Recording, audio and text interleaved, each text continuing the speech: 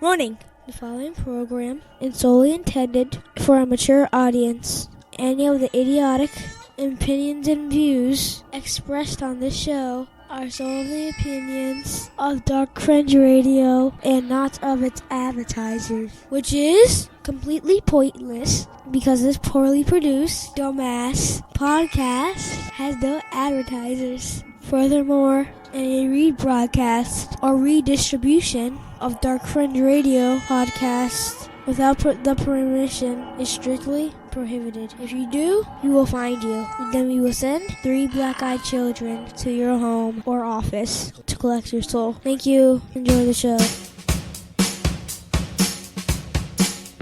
Coming to you live from the Mistopheles Studios, it's Dark Fringe Radio. And welcome one and welcome all to Dark Fringe Radio, your number one spot for the conspiratorial, paranormal, everything weird, macabre, and strange. And of course, I can't do this without my co-host every week, Jay Galosi. Jay, what's going on, brother? How you doing? I'm fantastic, my friend. How are you doing? I am doing great, man. Listen, got a great podcast tonight, man. We had an interview with this guy, man, who wrote this book. We're going to get into it here in a second, but yeah, man, really good podcast tonight, and we hope that you all enjoy it. But of course, before we dig into the podcast, a little housekeeping, of course. You know, we got to do that every every week. We got to do that, right?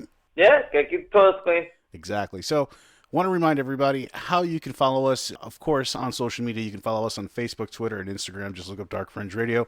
And if you want to listen to the podcast, you can go straight to our website, which is darkfringeradio.wordpress.com. And you can choose any one of the links there that'll take you to one of your, of course, favorite places that you can listen to all your podcasts and music. We're talking about the Google Play, iTunes of the world, Spotify, Stitcher, all that good stuff. So you guys can just go straight there and choose what tickles your fancy and check it out there. So that's how you can listen to podcasts. And, of course, Jay, I want to remind everybody how they can contact us here directly at Dark Fringe Radio. If you want to send us any kind of correspondence, if you guys are interested about a subject matter you want to talk about here on the podcast, you have some information, you can send that directly to us at thedarkfringe@gmail.com. Of course, again, that's thedarkfringe@gmail.com. So that's it for the intro, Jay. That's pretty much it. I want to remind everybody, of course, the little side projects we're still doing. Imagine Play with Coach Jay. Jay, a little update. Anything on there? Yeah, I'm still a few weeks behind. More episodes will be coming on the pipeline. It's just a matter of getting them in and up and on the road. But we're going to get back on track this week. Everything will get back to normal. We'll have more episodes where, the big one we have coming is a baseball field and a crane operator. Nice. That's awesome. Yeah.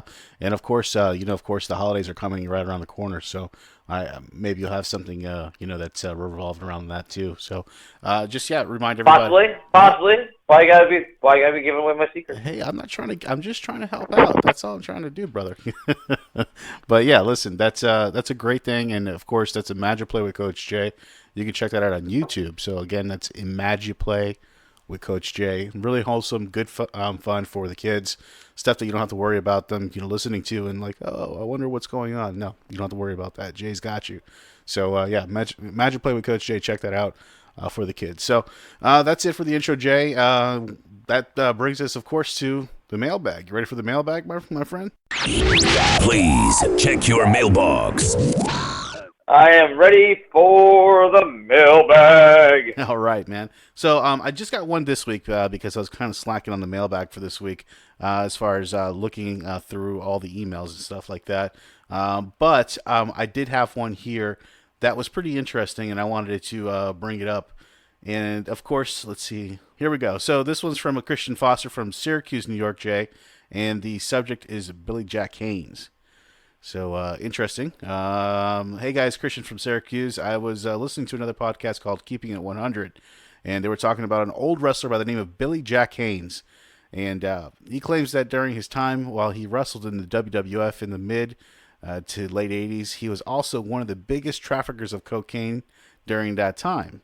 That wasn't the biggest twist. He claims that he was also present at the time in Memphis, Tennessee, where 2 teens were found dead on some train tracks but in reality, they actually stumbled upon a drug deal and they actually had to be killed. So they put their bodies on the tracks to seem like an accident. Nevertheless, I thought it would be a great story for you guys to look into and maybe do a show on it. So, yeah, pretty interesting stuff here, Jay. There's a lot of working parts here. So. That does kind of sound up our alley, though. Yeah, it's a very, very interesting story. So I looked into this a little bit here, Jay. So when I saw this come through, I was like, okay, I wanted to see what this guy was talking about. So he was talking about this wrestler named Billy Jack Haynes. He was actually pretty popular in the Mid-South area, Tennessee, during, that area. So nevertheless, nevertheless, I lived out that way. Yeah, exactly. So he got a break in the WWE, like in the mid '80s, late '80s. He actually got a break in the WWE, and he actually had a run. And I think he maybe wrestled under that same name, but nevertheless, during that time, he actually did work with Barry Seal. And Barry Seal, for you guys don't know, was the character that Tom Cruise played in American Hustle, that movie that came out maybe about a year or two ago. And it was basically about a guy who was working for the CIA, but it was also trafficking cocaine. He was a pilot, and he was doing this out of Louisiana. So, long story short, this Billy Jack Haynes guy says that he was actually helping traffic. He was actually one of the biggest traffickers of cocaine during that time, while he was actually wrestling for the WWE during that time at the same time. So it's really a crazy contrast of stories. And then he did say that he did witness the killing of these two teens, because what had happened was that they actually did stumble upon a drug deal, and so they actually had to be killed. And what they did is they threw their bodies on the tracks to make it look like an accident. Jesus. Yeah, and it was really brutal. And then it was a lot of blackmailing and a lot of corrupt people that were involved in this too. They had like a medical examiner supposedly said that these teens had some intoxication levels of 20 marijuana cigarettes, as they called it back then in the late 80s, early 90s. But long story short, they figured out that wasn't the truth, and that there were stab wounds to these kids' bodies that didn't correlate to getting, a hit by a train, obviously.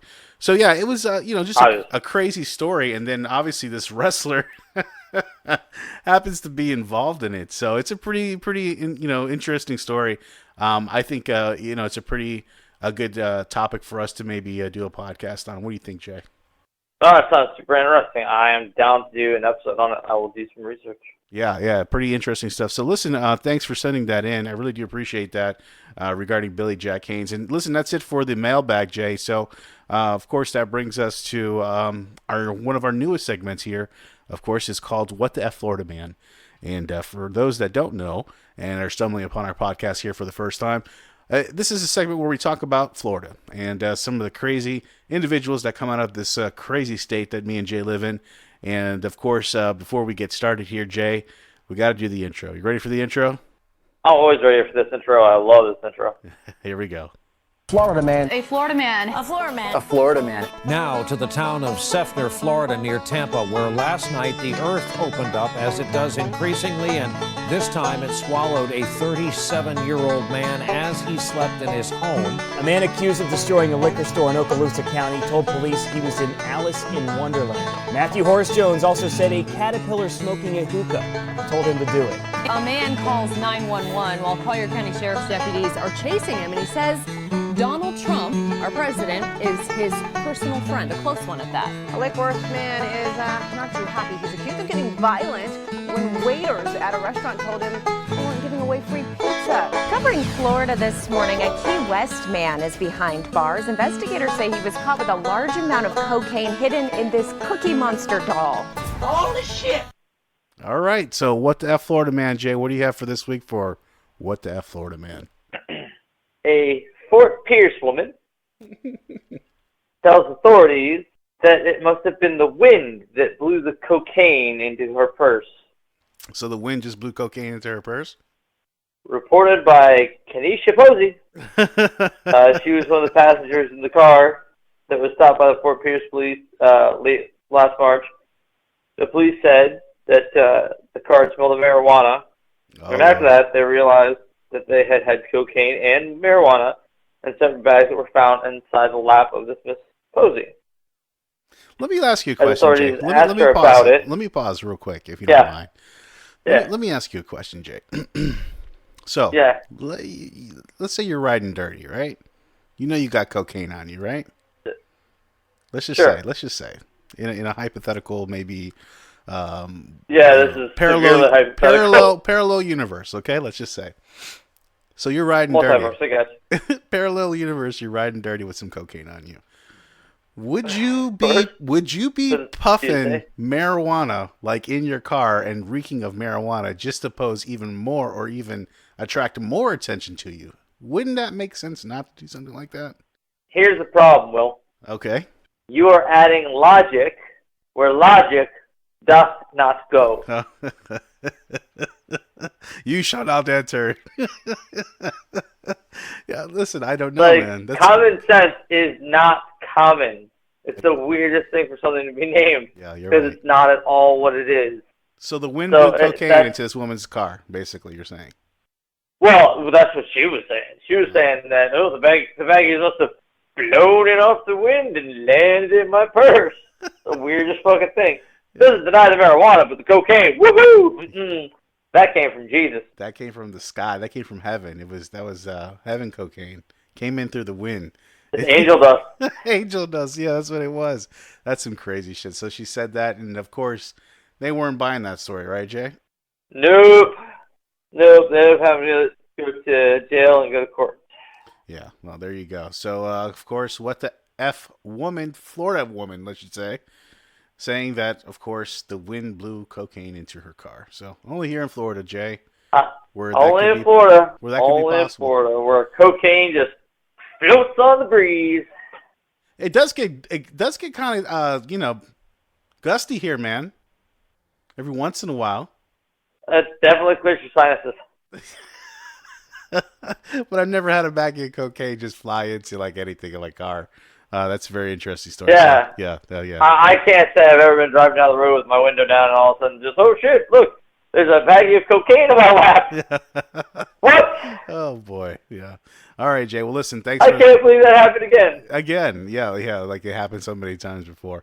Well, listen, thanks for bringing that one for this week for What the F Florida Woman, we'll say this week. So thanks for that, Jay. And that brings us to the topic for this week in our interview with Mr. Douglas Cirignano, and he is the author of American Conspiracies and Cover-Ups. And basically, Jay, this book chronicles, all the basic, conspiracy theories that revolve around America.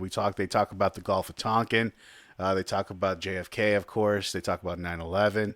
Yep. But they also talk about some really cool, interesting ones as well, like the Federal Reserve and how that was all brought up and created. And also they get into how FDR, how he may have had a hand into killing JFK.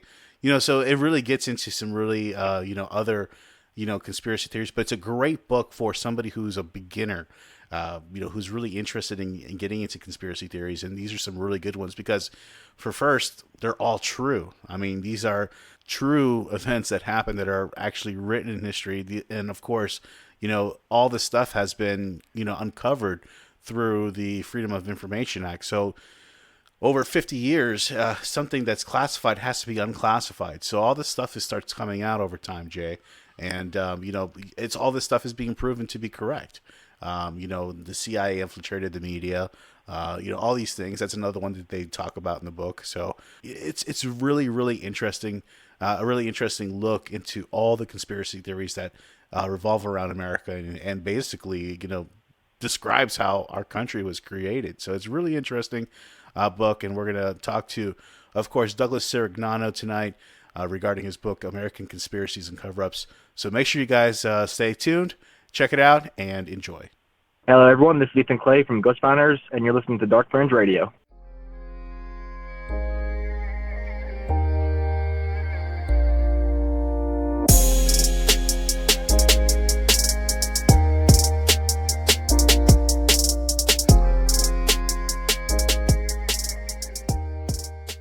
Good evening, Dark Fringe Radio listeners. Tonight, we have a very special guest. He is the author of a book entitled American Conspiracies and Cover-Ups.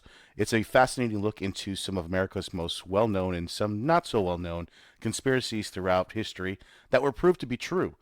Some of these theories mentioned in the book, for instance, are the control of mainstream media by big businesses and political parties, the U.S. government participating in the assassination and death of Dr. Martin Luther King Jr., and of course the false narrative of 9/11. So please welcome our guest here at Dark Fringe Radio, author of American Conspiracies and Cover-Ups, Mr. Douglas Cirignano. Douglas, how are you? And thank you for coming on Dark Fringe Radio. Oh, very good. Thank you for having me. Good to be here. Yes, no, absolutely. Thank you again for coming on our podcast and show. Listen, I really want to get into this book, and I want to thank your publicist, of course, in graciously sending me a copy of the book, and I read it from front to back. It was absolutely wonderful, let me tell you that. It's also a great introduction for people who are starting to become more interested in the conspiratorial side of history, or as a skeptic of the conspiratorial. So yeah, I wanted to kind of jump into this head first. One of the things that you mentioned in the introduction of the book was the phrase conspiracy theorist, and how it has such a negative connotation to it. And I wanted to ask you, why did you think it does and why you think it shouldn't be? Well, I think it does because actually there was a book written, the Conspiracy Theory in America, by an author named Haven Smith. It came out, and it was about right after the Kennedy assassination. The CIA had a specific program to connect to all their media outlets and to let them know that anybody who doesn't believe in the Warren Commission, anybody who doesn't believe in the government version of things, should be labeled crazy, irrational, wacko. Yeah. And that actually has lasted to this day, according to Haven Smith. So, but it's foolish to think that there aren't conspiracies. I mean, the militaries and intelligence agencies is their very nature to act in covert, secretive ways. So it'd be stupid not to think that there's conspiracies. Yes, you're absolutely right. I concur that thought. And I'm curious. What led you down this path, Douglas, of researching and writing about conspiracy theories? What got you into this in the first place? Well, I grew up in the 70s. I think the counterculture was in, and it was the thing to do to question the establishment. So I think I came out of that. And then in 1979, I started receiving this newsletter called the Spotlight. Yeah. It was actually the publication, I think, of the John Birch Society. And they got a lot of things right. They talked about how, the Trilateral Commission and Council on Foreign Relations are running the government. How the Federal Reserve and other central banks are privately owned. It's a bad banking system. How international bankers want to control the big brother government. This came from the Spotlight, so I knew about all of this even before the internet. With the internet, I think so much of this information has come out. Yeah, you're right. So I got into it back then, and then with the internet, I think I got into it a little more. Well, that's wonderful. No, seriously, that is. I mean, and, listen, in the intro of your book, you also mentioned the 5 instances where it's proven that the U.S. government was involved or engaged in some type of conspiracy that was contrary, that was told to us in the public. And one of those instances, which to me is one of my favorite, just to let you know and tell you the truth, that especially when someone asks me about how could I believe in conspiracy theories, and I say, how could you not believe in conspiracy theories? And the point that I always, contention that I always, default to and defer to is the Gulf of Tonkin resolution. And, that's one that I always bring up. Yeah. And could you enlighten my listeners a little bit on that particular theory? Oh, yeah, that happened in August 1964, and this a U.S. ship was near the North Vietnam, and it claimed that it was attacked by the North Vietnamese. But then within hours, it was telling the White House, no, we made a mistake. We didn't really get attacked. But anyway, Johnson went on TV that night, and he said we were attacked. And so then 2 days later, the Congress gave him permission to start the Vietnam War, And since then, it's been admitted by the NSA and Naval Intelligence that it was all a bunch of lies, and Johnson knew it. So even 2 days after the Gulf of Tonkin, Johnson himself said, damn, those stupid sailors were just shooting at flying fish. That's crazy because I saw that quote as well, and I found it unbelievable that he actually even said that. In the same instance, you have this false flag that was presented to the American people as an actual legitimate reason to go to war with Vietnam, which was historically proven to be one of the biggest wars in terms of lives lost and how unsuccessful and effective it was. Yeah. This is not the first time the government has done this, and they've done it as recently in the Bush and Obama administrations, which is synonymous with wars in the Middle East, Afghanistan, of course, 9/11, which is another major point of contention. That was spun to the American public as a reason to go to war with Iraq, and of course also weapons of mass destruction, which were both proved not to exist on both fronts. It was a moot point, which leads me to another section of your book. And smarten me and my listeners up on, if you could, Operation Northwoods, because a lot of my listeners that were born post 1980 won't really know about this. So can you tell me a little bit about that? That happened in 1962.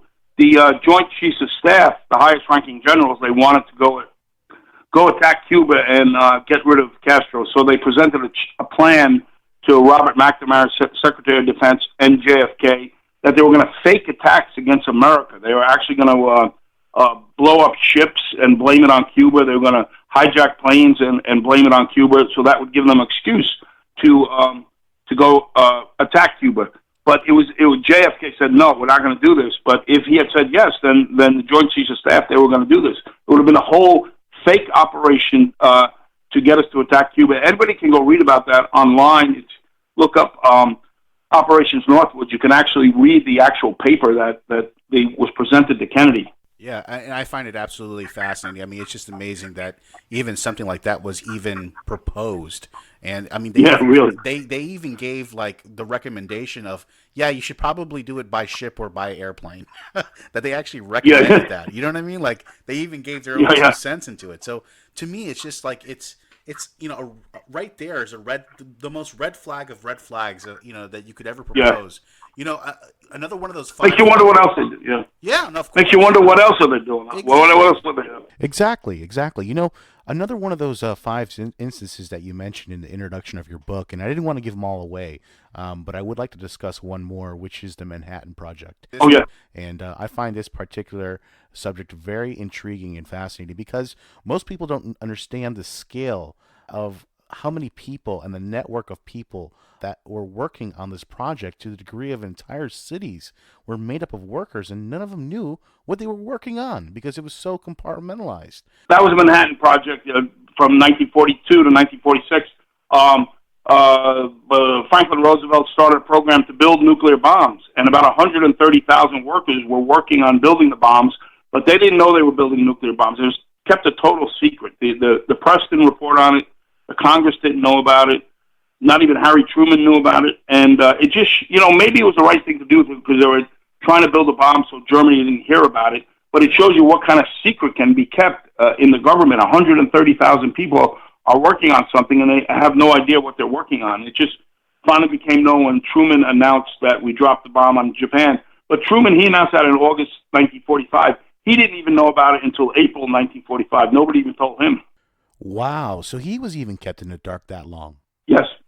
See, I didn't even know that. See, these are the little details and the intricacies that most people don't even know about or are aware of. See, most people like me know the outline of most of these conspiracy theories, and especially the Manhattan Project, but I don't know about these little details. And of course, as they say, the devil is in the details, right? Yes. So let's talk about some of these other remarkable stories in your book, Douglas. One of the things that I mentioned in my introduction of you was the false narrative of 9/11. And you know what, Douglas? I think at this point, everybody knows that the story that was sold to us for that particular occasion was not the true story of what happened on that day. However, this takes it a step further, a much further and nefarious way that you could even imagine. You interviewed Professor David Ray Griffin, who was the founder of the Centers of Processes and Studies. He supports the idea of the false narrative and talks about this all the time. And can you tell me and my listeners what was one of the most important things or things that stuck out to you most when you interviewed him? Oh, he's like the foremost expert on that, on the idea of 9/11 is an inside job, Right. And I don't think he's going to do any more interviews because he's like 83 years old and he broke his hip. So he told me he's not going to do any more interviews. So maybe this is the last one. I think we did a thorough interview. I talked to him twice on the phone, and there's so much information that 9/11 just doesn't add up. But I don't know if a lot of people who listen to your show and listen to Alex Jones, they know 9/11 was an inside job. But right. You comment, your average person on the street, I still don't think that they realize it. No, I think it's kind of like an ignorance is kind of bliss kind of attitude that most people have. And they don't want to look into it in a kind of a way because it scares them. You know what I mean? So And I think that happens to a lot of people. But, you're absolutely right. This is one of the most foremost, conspiracy theories of our time and our generation. Right now is 9/11. Of course, back in the 70s and 60s was JFK, and, of course, Vietnam and this Gulf of Tonkin resolution. But, it's crazy. Yeah. It's crazy to think that even now, to this day, that, the government is giving a narrative to the American people for their own initiatives. And it still continues to this day. I mean, we saw it the other day. I don't know if you saw this or not, but there was, I think it was either ABC or CBS news reporter was talking off camera and didn't know that her microphone was live, and she was talking about Jeffrey Epstein and how they were trying to suppress that and not talk about it. And, right there they were caught red-handed, talking about it. And poor lady, she lost her job, because of it. So even to this day, we still see this. Well, that's for sure. I mean, obviously, I think basically the media is controlled. I think it might be controlled through the Council on Foreign Relations. That's a very powerful think tank, and so many important people belong to that think tank, and it's one of the think tanks that want to have a big brother world government. And if you look at the media, so many people in the media work for the Council on Foreign Relations, the leader. So I think the conspiracy and the cover-up might be coming from there. Also, I think the CIA has a lot of influence and connections to the media. So, it's not only 9/11, it's so many things that are covered up. It's I'm used to it by now. I'm not like amazed. I've known about this for a while. I think. Yeah. No, and you interviewed Mr. Jim Mars, of course, who is one of the foremost experts in a lot of these things. And he supports that theory.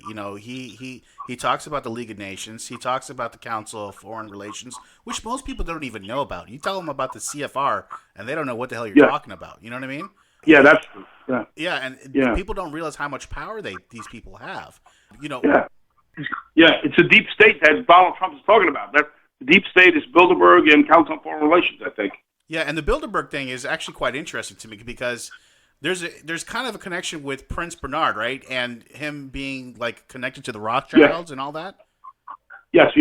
Okay, tell me a little bit about that. I mean, how does that all come about? Oh, well, Prince Bernard, he was also a Nazi, and if you look at a lot of powerful people after 1945, they were connected to the Nazis or supported the Nazis. So, This is the kind of world we live in, powerful people supporting such a group as the Nazi. The Bilderberg Group is a secretive group that meets once a year, and the most powerful, influential men in the world go to this meeting, and it's held in total secrecy. The media doesn't report on it. What explanation could there be for that other than there's some censorship controlling the media? I think the Bilderberg might be the deep state that Trump is trying to tell us about. Yeah, it could be. I mean, it really honestly could be. I mean, it seems to me there is a lot of working parts behind the scenes that we don't know about and that we're not privy to, obviously, because we're being told one thing and another thing is being shown after the fact. And you talked to Jim Mars about this big brother world government, new world order theory, and do you think that it's eventually going to lead to just what has been said, like you said in your book, that I think you said Robert Mueller said this. I think he said one world, one religion, one government, something like that. Do you think it's going to end up to that? Well, that's yes, I remember that. Yes, well, that's the ultimate conspiracy and I think it's been going on for centuries. Maybe powerful men, they join these secret clubs and they think they're going to control the world government, and that's what we're up against. That's what Trump's up against. And the proof of it, a lot of people think, you're crazy. You think there's a conspiracy to have a world big brother government. But the proof is in the United Nations plan. The United Nations has this plan that eventually we're all going to have to move in to United Nations cities. It's called the Agenda 21 plan. And we're all going to be controlled by the United Nations police, and so that global warming doesn't kill us all. We're not going to be able to use air conditioners or cars or anything that might lead to more global warming. And in that way, the elites of the world are going to try to get us into Big Brother. That's not even a conspiracy theory. Anybody can go read about Agenda 21. Right. It definitely exists. And I think global warming might be an exaggeration just to get us to accept Agenda 21. Yeah, you might be right. Do you know anything about the Georgia Guidestones? Does that have the connection to Agenda 21? That is a bunch of rocks, and on it says we have to decrease the world's population to 500,000, right? Correct. Where is that in the state of Georgia in the United States? I believe it is in like Georgia Mountain State Park or something like that. But yeah, you're absolutely right. Yeah. I wonder if that had a connection to Agenda 21.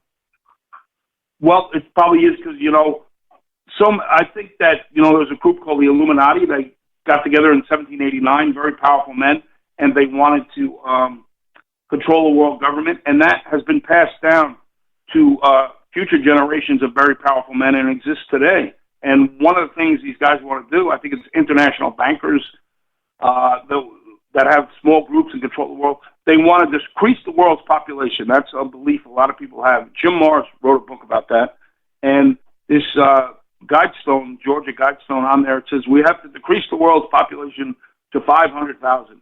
So it's probably coming from the New World Order groups, these powerful men who want to have a world government, who want to get us all into Agenda 21. Yeah, it's probably definitely connected, Yeah, I mean, because part of the Illuminati motif, or I guess a motto, is to be able to say or tell people that these things are going to be happening, so they actually happen. It's part of their belief in how they believe that they can manifest these things from happening. So, I mean, maybe by putting those Georgia Guidestones, it's a way for them to do that. I mean, that's another conspiracy theory right there. But yeah, it just continues and continues. I mean, another thing that I was reading in your book was the cancer establishment and ignoring, of course, the suppressing of effective natural supplements and things of that nature. This is a big thing for me. I see. I live in Florida. I'm not sure what state you're in, but I see a lot of holistic doctors. You're in New York, okay? So you probably hear the stories, not because you're not far from me. Just south of you. We're in Florida. We see these holistic doctors dying, and we're talking about by very suspicious means. And these are people that are helping individuals with cancer by using natural supplements and using vitamins and things of that nature. Versus going the regular normal route of doing chemo and radiation, which ends up killing you. I think that's what ends up killing you more than the cancer. So talk to me a little bit about that. Oh yeah. You're saying that a lot of the holistic doctors are dying, huh? Yeah. Another guy I talked to did a podcast on Sam Tripoli's show. Yeah. He told me the same thing. He told me the same thing. Yeah. I wasn't aware of that, but yeah, I think I heard a little about that. Yeah, in Florida. So I bet that in Florida there was 20 doctors within a 6-month period that died. Yeah. I know this doctor up on Long Island. He was a holistic dentist trying to change dentistry, and he died suspiciously. So the powerful men who want to have a new world order, they meet in secretive groups. They probably have so much influence. One thing they want to control is the medical establishment. That's another thing they want to control. And if they have to, they don't want people to get, I mean, this sounds crazy, but it could be true. They don't want people to get healthy because they want to have a smaller population to control us. I don't think it's above them to kill off holistic doctors. Plus, they're making so much money selling chemotherapy, I mean, man. Yeah, that's another part of it, I think. Yeah, and all the, cure for cancer, charity and all this stuff that's given to all that. We talk about, all these cancer foundations that, maybe only 5% of the donations go to actual, research, and it's just crazy, and that it's a money thing. It is. It's a money grab, and it brings me to another chapter in your book where you talk about a researcher, Dr. Alan, I think his name is Cantwell, and he talks about the AIDS epidemic and how it came from contaminated vaccines basically administered by the government. Tell me a little bit more about that. Oh, yeah, I guess, I don't know if a lot of people have heard about that, but some people feel that there was a vaccine given out in 1979 solely to gay men in America. Right after that, AIDS broke out, and then there was a vaccine given out to 100 million Africans in 1979 by the WHO, World Health Organization, and AIDS broke out there. So according to Cantwell and a couple other guys, they feel this is where AIDS came from, and it could be that, again, it might sound like a crazy conspiracy theory, but the super powerful men who rule the world, they want a less population. They want to get us down to 500,000, according to the Georgia Stones. And maybe they were trying to kill them off. Maybe there was some homophobic and racist guys who think it's okay to kill black people and gay people, But it seems that there's a lot of evidence that it came from that vaccine. And that goes into, whether vaccines are dangerous or not. That's pretty much in the news. I think some vaccines are good for you, but I think definitely some vaccines are dangerous, and we should always look into what's in the vaccine that we're taking. Yeah, it's absolutely true. I mean, today I actually posted a meme where I said, it's that time of season again for that flu vaccine for everybody, that poison. You know what I mean? yeah. And you know what? I'm 40 years old. I've never taken a flu, shot in my entire life. I've never had any, knock on wood, any health issues. But you know what? I've never had the need for it. I was never sold on it, never. And I just couldn't see how I could inject my body with that kind of poison. Really, it's like, I think a little baby gets something like 14 vaccines before they're 6 months old. That's correct. Ridiculous. Yeah. You have kids? Did you give your kids a vaccine? You know what? I actually separated all of them. What I did with my first one, and it was a pain in the ass to do it because the doctor wouldn't do it. I actually had to find a doctor that would actually do it. And what he allowed me to do was actually separate the actual vaccines and actually space them out. So that way I wasn't overloading the poor kid with all this stuff that his body's never had, And I knew from the beginning not to do that. So I did the same thing with my daughter. She's 4 years old. No, knock on wood, no issues with her either. And so we've been I think every parent should do what you did. I really do. Yeah, I do too.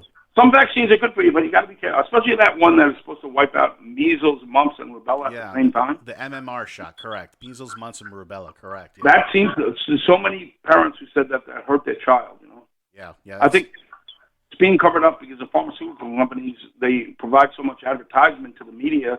So the pharmaceutical companies control the politicians and the media, and they're covering it up, I think. Yeah, and that's another chapter you talk about in your book, how it's big farm and it's government controlled advertising on your normal everyday TV shows that you're watching. Yeah. It's all controlled.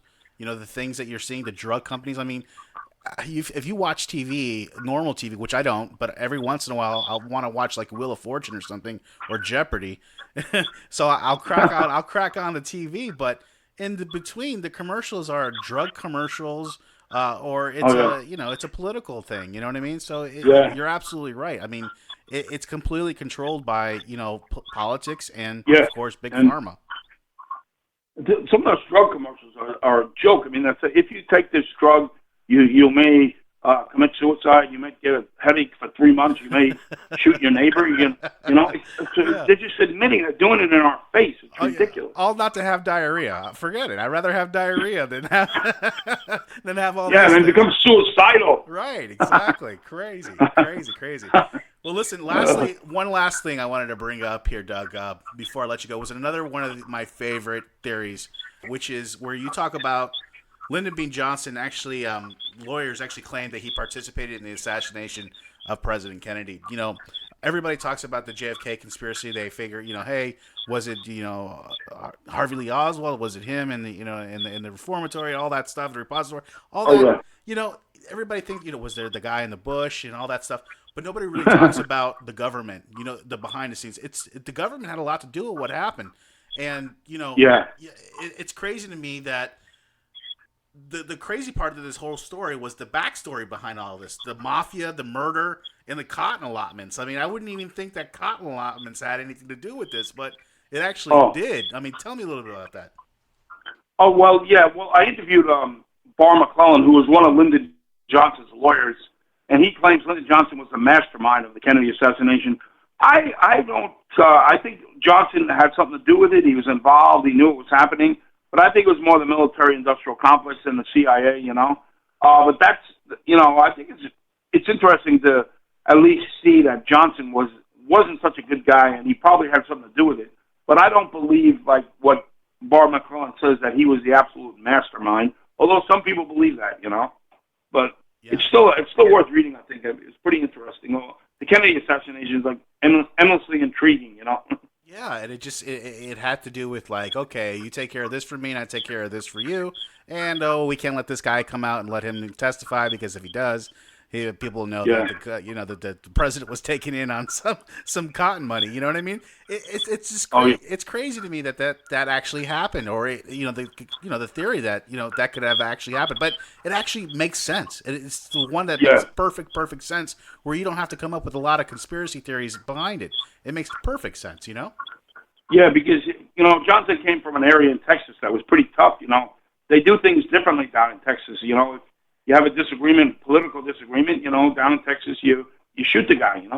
It's a pretty tough place, and so he was a part of that. He was part of some shady dealings, and you're right. He was probably going to go to prison if Kennedy stayed president. He was probably going to get investigated and have to go to prison. But after Kennedy died, Johnson, of course, didn't have to go to prison because he controlled, the investigations. He was president, so that had something to do with it, Well, listen, Douglas, this has been an absolute treat for me and the listeners here.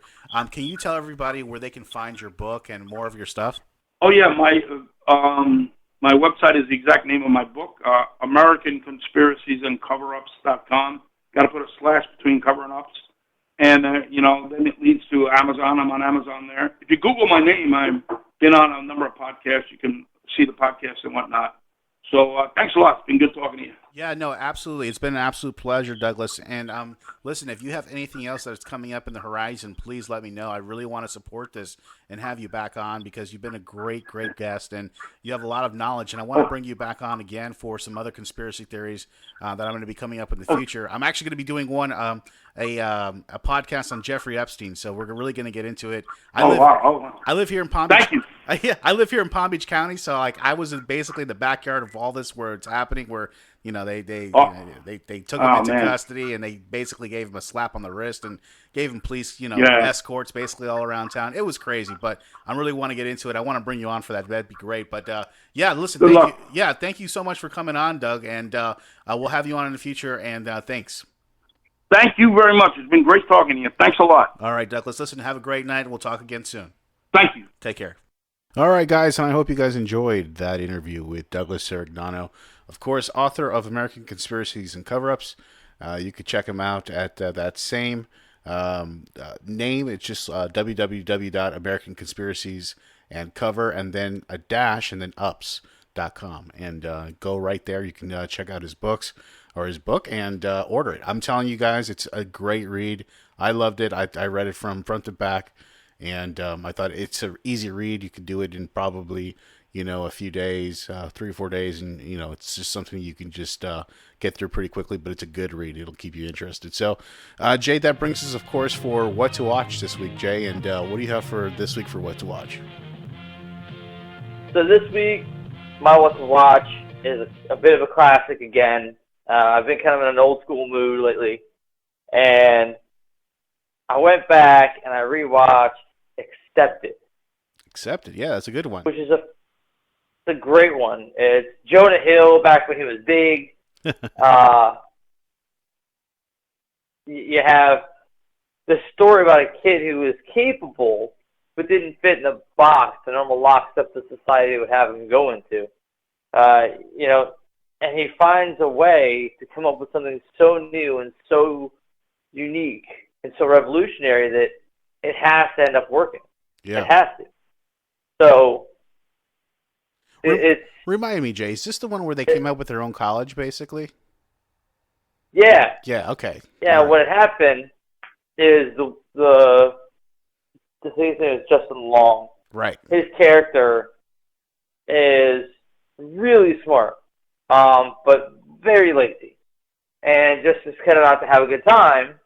And his grades kind of reflect that, so he ends up not getting into a college, not even like a state college. Like, there's nothing for that dude. So, but his dad doesn't know that, so he fakes the college, creates the acceptance letter, shows it to his dad, so this way he doesn't have to go work like in construction or whatever. And that eventually snowballs into them finding a facility, renting it, setting up dorms. But as they set up the website for it, they actually click where you could enroll. Yeah, no, listen, it's a funny movie. It's a fantastic movie, and it has one of my all-time favorite movie speeches. A great monologue in almost satirical manner on kind of this like society, and just as Louis Black is building the crescendo of it. Just as he's getting to the peak, he has to pull himself back for this guy's parents. And I'm sure this is the one you're talking about with Louis Black, correct? This is the one, yeah. All right, let me pull it up real quick here, Jay. Ready? Yeah, hit it. A lot of people say that college is the time when young men and women expand the way that they look at their world. when they open their minds to new ideas and experiences, and when they begin that long journey from the innocence of youth to the responsibilities of adulthood. Now, isn't that a load of horse shit?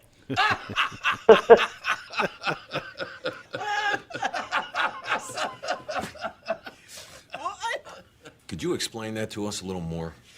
Dean Lewis, why don't you tell them a little bit about the philosophy here at South Harmon? Look, we throw a lot of fancy words in front of these kids in order to attract them to going to school in the belief that they're going to have a better life. And we all know that all we're doing is breeding a whole new generation of buyers and sellers, pimps and whores, and indoctrinating them into a lifelong hell of debt and indecision.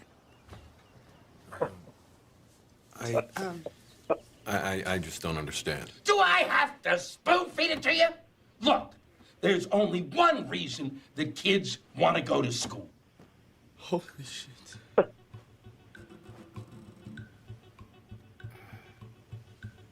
Get fucked up. Which is? To get a good job. There you go. To get a good job. I couldn't agree more. I mean, you can't deny that that's classic. That's just classic Lewis Black. It is funny the way it kind of frames the whole, work of pimps and whores and buyers and sellers. It's true. No, it's absolutely true. And that's what makes it funny, though, the way he just kind of lays it all out there in this somewhat humorous way. It's fantastic. It brings and then, up of course, you get the ending with a bang. It brings up an interesting topic, Jay. And when we talk about college,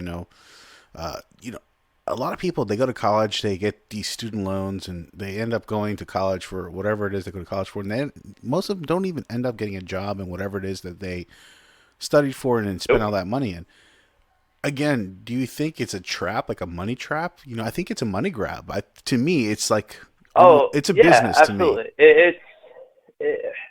Unfortunately, for the most part, we are plugs.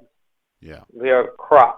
Yep. For government, for all the things that just funnels the money back to those in charge. Most of us are destined to a life of kind of a series of cycles. Very true.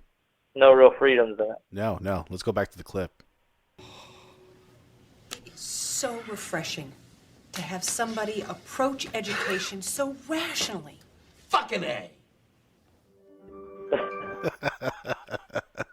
Love it. Yeah, man, that's just I haven't seen that movie in a while, man, and it's definitely a great movie that it'll keep you laughing. Of course, a lot of cameos, and of course, you can't go wrong with Lewis Black. No, can never go wrong with Lewis Black. Absolutely. It's perfect. Absolutely. So, all right. Well, listen, Jay, thanks so much for that this week for What to Watch. Again, I want to remind everybody how you can follow us on social media. Just follow us on darkfringeradio.wordpress.com. You can go there. Follow us through Twitter, Facebook, and Instagram as well. Yeah, just Dark Fringe Radio, man. We're all over the place. Just everywhere. We're constantly posting stuff. We're always going somewhere, doing something. Doing live stuff. Last night I was at the Shakarama last night, Jay, for the night. Yeah, how was that? It was pretty interesting, dude. You know what? It was a packed house. They actually had to open up a second screen. And by the way, for those that don't know what the hell we're talking about, there's a movie theater here locally that what they do is once a month they show and feature an old school horror film. Usually from the 70s or 80s or 90s. And so this month it was Nightmare on Elm Street because it was a 35th anniversary. So the original Nightmare on Elm Street shown on the big screen. They actually had to open up a second screen, Jay, because they sold out the first one. Yeah. So they sold out the first one. Damn. Yeah, and it was good. The vibe was good. The people in there were awesome. It was funny because people were talking. And, it was just like, it was like to the point where people were talking over the film, but it wasn't to the point where it was annoying. it was actually very funny. Right. You know what I mean? Yeah. So it was a really good time. It was they actually made you they point out a lot of things in the movie that you haven't seen, like that you don't really recognize when you watch it, but then when you watch it with a bunch of people, you do. So it was really interesting to get that feedback. But it was. I really wish. Go ahead. I honestly had wanted to go originally. Yeah, I know. I really was. Some things kind of got in the way of that, and I couldn't make it happen. No, I understand, man. But yeah, I listen, really do want to go. it is a good film, man, and it still holds up to this day. And it's shown in the big screen like that, man. I'm telling you what, it still gets you, man. It's a pretty harrowing film, man. You know what I mean? All the rest of them, of course, they start to get kind of funny and goofy and stuff like that. But that original one, man, that still holds up to this day. I was telling my son, because we were talking about it, and I was telling him that one was by far the scariest. Yeah. And I think it was because they didn't have as large budget. They had some very large ideas as to what they wanted to do. And then you have a character unlike all of the others, where he's almost, because he's self-aware. Mm-hmm. Jason and Mike Myers, they're killing machines. Leatherface, really just a killing machine. They just kill just to kill. Right. But with Krueger, he has a consciousness to it. So it really is like a whole different animal. Yeah. So that first one I was explaining to him is by far the scariest, because you have this thing that nobody had ever seen before, and it was killing people in a way that was never explained before or even thought of. Right. So I said the first one was super scary, and the third one wasn't bad. The third one was good. I pretty like the third one. Yeah, the third one was good. I didn't think the second one was scary at all. Yeah, me either. I thought that one was cheesy as fuck. Yeah, I agree. And then it was funny everything after that was all satire. It was all laughs. It was all comedy. Yeah. It was funny during slasher comedies. Yeah, it was funny during the movie. It was like, of course, Johnny Depp's character's in there, and that's the first movie he was ever on. And it's like right before his death scene, he's laying on the bed, right? And everybody's like, "Bye, Glenn, bye, Glenn." As he's like getting ready to get killed, they're like, "Bye, Glenn." And it's just like everybody was just laughing, man. So it was a good vibe. It was a good time, man. So yeah, it was a good time. So yeah, we do stuff like that on a monthly basis, and we're always checking in, doing live stuff. So make sure you check us out on the social media, and of course, how to listen to the podcast again at darkfringeradio.wordpress.com. Again, that's it for this week, Jay. Anything else for the outro for you? No, that's it. Everybody just keep safe, keep an open mind, and especially as we head into the holiday season, be well to one another. Yeah, absolutely. Very important, very important. Well, listen, that's it for this week for Dark Fringe Radio. Hope you guys enjoyed the interview with Douglas Cirignano. Again, I am Will Martinez with Jay Galosi. Aloha and goodbye from the Sunshine State. See you later. Sayonara.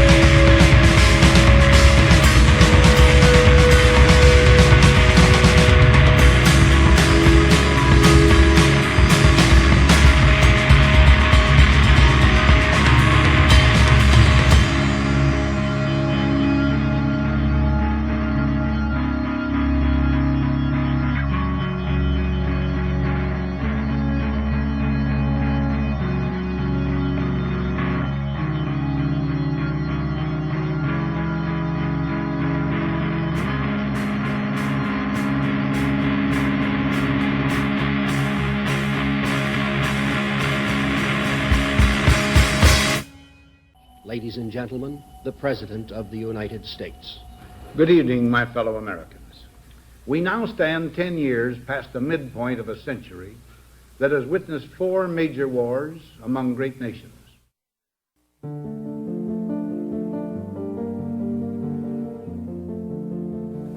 Until the latest of our world conflicts, the United States had no armaments industry. American makers of plowshares could, with time and as required, make swords as well. But we can no longer risk emergency improvisation of national defense.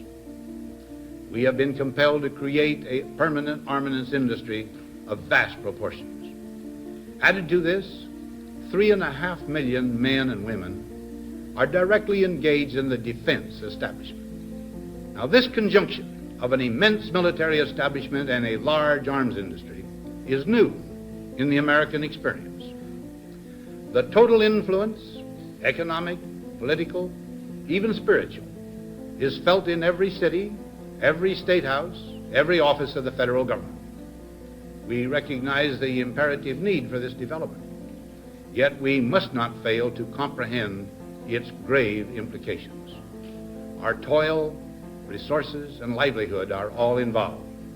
So is the very structure of our society.